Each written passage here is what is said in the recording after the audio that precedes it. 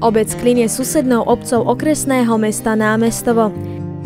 Vďaka svojej geografickej polohe a dobrej dostupnosti je vyhľadávaným miestom pre bývanie.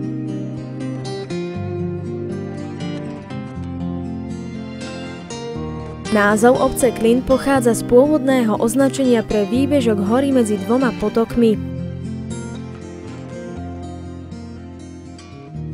A zda najväčšou atrakciou obce je kópia slávnej brazílskej sochy Ježiša Krista v Rio de Janeiro.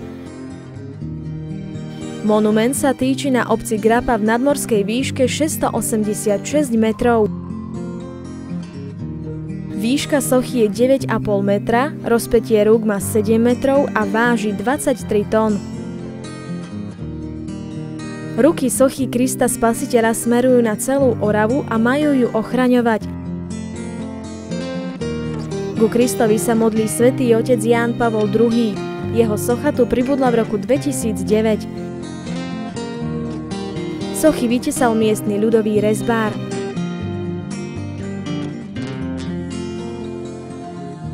Miestny farský kostol svätého Antona Paduánskeho pochádza z 19. storočia. Charakterizujú ho 4 zvony. Najstarší z roku 1879. Najväčší zvon je zasvetený Panne Márii a má úctyhodný priemer 1 meter.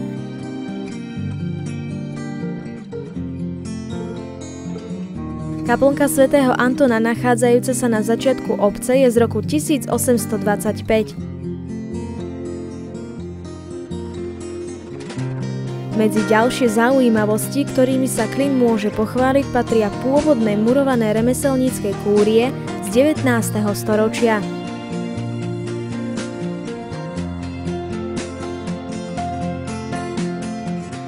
Miestny rodák František Skičák bol zakladateľom kúpeľov na slanej vode.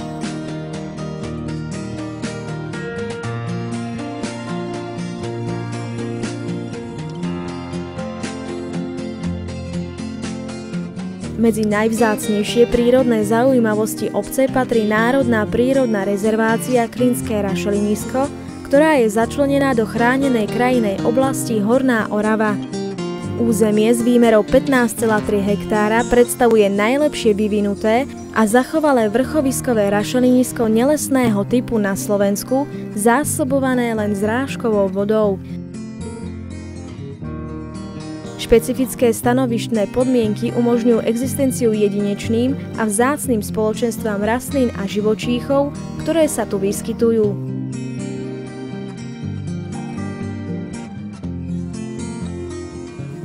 Súčasťou Klina je aj samostatná osada vzdialená od obce asi 1 kilometer s názvom Ťaskovka.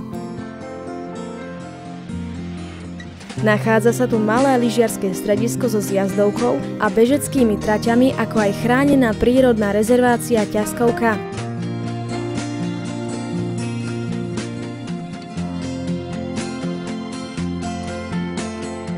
Významným športovým podujatím, ktoré obec každoročne pripravuje, je prechod na bežkách Klyňanským chotárom. Vďaka nenáročnej trase sa tohto prechodu zúčastňuje čoraz viac nadšencov bežeckého lyžovania.